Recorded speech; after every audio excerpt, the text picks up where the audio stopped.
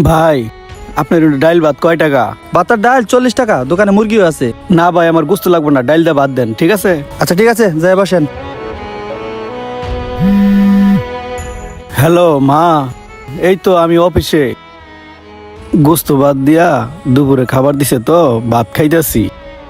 না মা, সবে তো ইন্টারভিউ দিছি, চাকরি না হওয়া তো পরে। চাকরি হবে না হবে এখনই তো বলতে পারবো না। যদি না হয় আমি বিকালের ট্রেন ধরে বাড়ি চলে আসবো। মা ঠিক আছে, তো রাখলাম মা। হ্যাঁ, আসসালামু আলাইকুম। আচ্ছা ভাই, আপনি যে বললেন ফোনে আপনার মাকে যে আমি গুস্ত ভাত দিয়ে ভাত খাইতেছি, এখন পর্যন্ত তো আপনার ভাতই আসে নাই।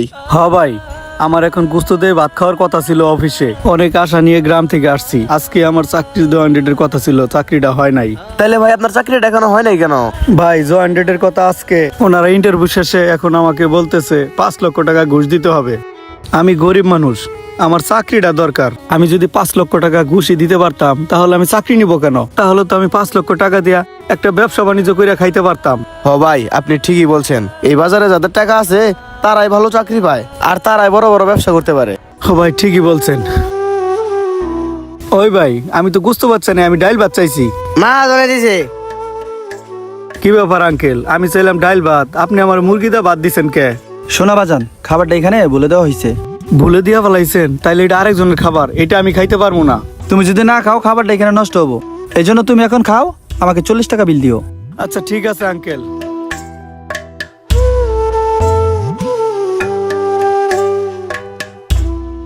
চাচা, আপনি যে লোকের ভাত দিলেন ওইটা কি আপনি ভুলে দিছিলেন না ইচ্ছা করে দিছিলেন? হাসা করে কোন তো। না বাতিজা, আমি এমনিতেই দিছি। সব মানুষের কাছেই লাভের আশা করা যায় না। ওই ছেলেটা আমার ছেলের বয়সী। ওই ছেলেটা চাকরির জন্য ঘুরতেছে, কিন্তু চাকরি পাইতেছে না। ছেলেটা খুবই ক্ষুধার্ত, তাই আমি ওনাকে মুরগিতে 1 প্লেট ভাত খাওয়াই দিলাম। মানুষকে খাওয়াইলে আল্লাহ তাআলা খুশি হয়। সেই তো প্রকৃত মানুষ, যে বিপদ দেখে সাহায্যের হাত বাড়িয়ে দেয়।